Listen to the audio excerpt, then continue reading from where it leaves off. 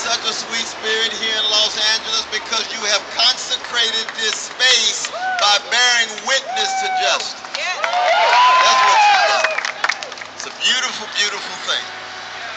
We want to be very clear. When we talk about corporate greed, we say that in the name of our love for poor people, our love for working people, our love for all of those who are catching hell. Don't let anybody say this movement is about hating people. We hate injustice and we love people, especially those who are catching hell. When we talk about corporate greed, we draw the connection between the corporate greed, not just on Wall Street, that has been involved in criminal behavior in the form of market manipulation and insider trading and fraudulent behavior and predatory lending, but also the corporate greed in the prison industrial complex. Broad vision. We've got brothers right now on strike, on lockdown, been on solitary confinement for 20-some years. That takes courage.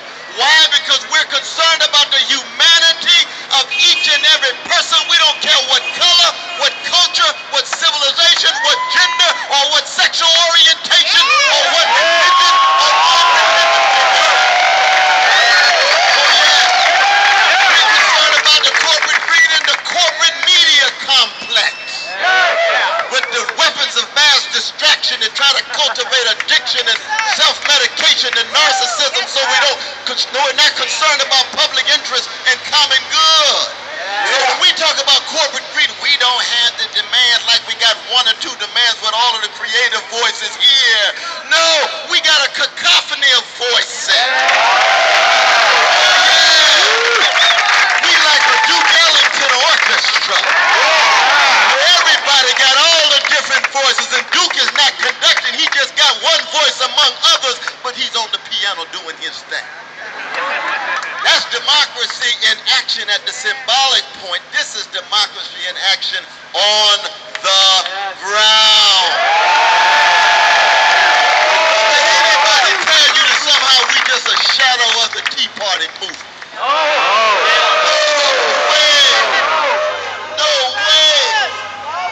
We're concerned about individual liberty, but we're concerned about social justice.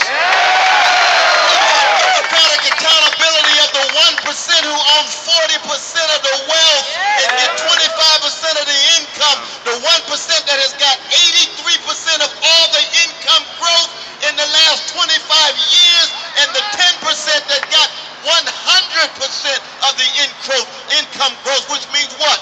40% of our children of all colors living in or near poverty. That is a national disgrace. Our working people and the vicious attack on our trade unions, public unions as well as private, as if they have been the source of the financial catastrophe as opposed to what was going on Wall Street. Let's just tell America the truth. Tell America the truth. The condition of truth is always to allow suffering to speak. Suffering from wherever it comes. We are an inclusive group. Tea Party brothers and sisters look like the audience for Lawrence Welk in the National High. I ain't got nothing against Lawrence Welk and Bubbles. We look more like an audience for Lupe Fiasco. Or we look more like an audience for Carole King and James Taylor. Or we look more like an audience for Prince. That's the kind of audience we got. But it's our common humanity. So yes, we are open to prophetic Mormon brothers and sisters if they believe that corporate greed ought to be eliminated. Give the prophetic Mormon brothers and sisters a hand right now if they want to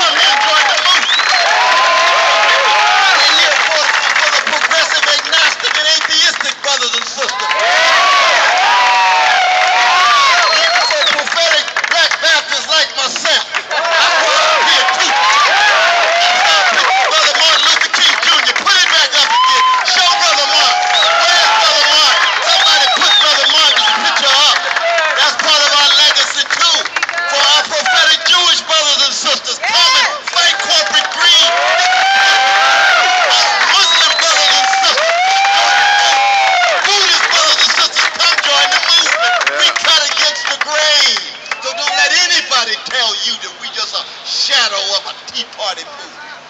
No way! We are international because corporate greed cuts across national boundaries, and we know we got to cut radically against the grain, and that's why it's a blessing for me to be here. And I know this the second time, and I don't want anybody to think just because I'm around a whole lot that somehow I have some weight of gravity. I'm just one small voice among all